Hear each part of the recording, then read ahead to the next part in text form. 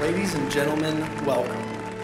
Today is my distinct pleasure to introduce a man who is recognized. The battle of evolution is only one skirmish in a much larger war. Science simply makes no use of the hypothesis of God.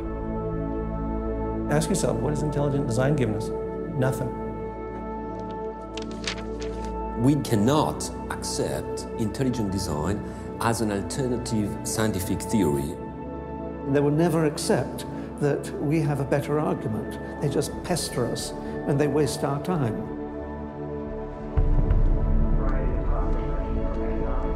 Civil rights, to how to ruin your life in 10 easy steps.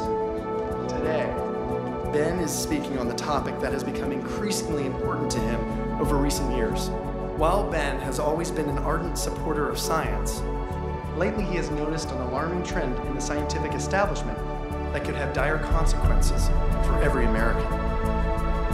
Without further ado, please join me in giving a warm welcome for Mr. Ben Stein. Thank you. Thank you very much. Thank you very, very much. Thank you. Thank you very much, everybody. Thank you very much, gangsters. Thank you very, very much. Freedom is the essence of America. We're talking about freedom of speech, freedom of assembly, freedom from fear, freedom of religion. Martin Luther King said, America is essentially a dream, and he said it is a dream of freedom and equality, and freedom is the way to equality. And America simply would not be America without freedom. In every turning point in our history, the decision has always been about freedom. Freedom is what makes this country great. Freedom has allowed us to create, to explore, to overcome every challenge we have faced as a nation. But imagine if these freedoms were taken away. Where would we be? What would we lose? Well, unfortunately, I no longer need to imagine. It's happening. We are losing our freedom in one of the most important sectors of society, science. I have always assumed that scientists were free to ask any question, to pursue any line of inquiry without fear of reprisal. But recently, I've been alarmed to discover that this is not the case. It all began when I met evolutionary biologist Richard Sternberg in Washington, D.C. His life was nearly ruined when he strayed from the party line while serving as editor of a scientific journal affiliated with the prestigious Smithsonian Museum of Natural History. Your office was over there? That's correct. This here is the West Wing. Directly ahead of us is the West Wing of the Natural History Museum. So now you're not there anymore because you're a bad boy. No, I'm not. No, I was exiled. You're a bad boy. You questioned the powers that be. What was Dr. Sternberg's crime?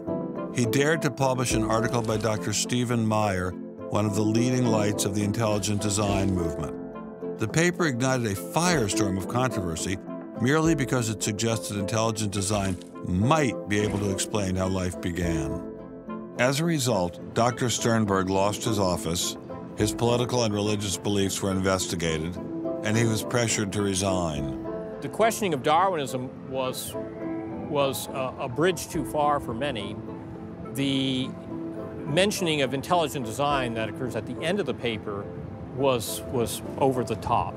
And I think the intelligent design proponents have raised a number of very important questions. And you wanted to get those questions brought up and discussed. Placed on the table. Placed on the table. People were so upset about it. They were so upset that you could see they had a physical, emotional reaction. Wow. They were saying that Stephen C. Meyer is a well-known Christian, that Stephen C. Meyer is an intelligent design proponent, that Stephen C. Meyer is a Republican. It was all couched in terms of religion, politics, and sociology. The way the chair of the department put it is that I was viewed as an intellectual terrorist. Terrorist? Because of giving the topic of intelligent design some modicum of credibility. What happened to Dr. Sternberg was terrible, but surely it was just an isolated case. I was still pretty skeptical, so naturally I checked in with the head of the Skeptics Society, Michael Shermer. So I can't prove there is no God or Yahweh in your case, any more than I can prove there is no Isis, Zeus, Apollo, Brahma, Ganesha, Mithras, Allah, or for that matter, the flying spaghetti monster. And think about just one thing. Why would the aliens look like this? Well, these are bipedal. Who drew that? Skepticism, it's not a position you take. It's just an approach to claims. This one is called the borderlands of science, where sense meets nonsense.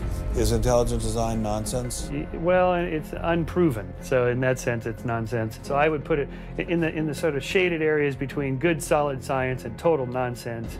You know, it's sort of 3/4 of the way toward the nonsense side. But you think, nevertheless, people should be allowed to speak about it and publish papers about it? They are free to write and publish and be heard in public forums and go to conferences just like everybody else does. Well, what if a person published something, say at the Smithsonian, in favor of intelligent design and then lost his job over it? And it had been peer-reviewed, and published, and then he lost his job over it anyway. What would happen? What do you think about that situation? I think that particular situation, there was something else going on. What was going on? I don't know. I mean, I don't know, because I don't know, but I think there had to be something. People don't get fired over something like that.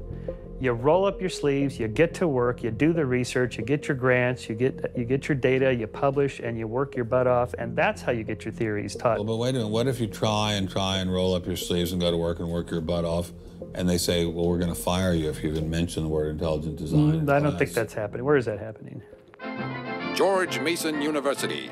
Throughout its 50-year history, our mission has remained clear: to prepare a diverse population of students to think and to grow in a climate of unbridled academic freedom.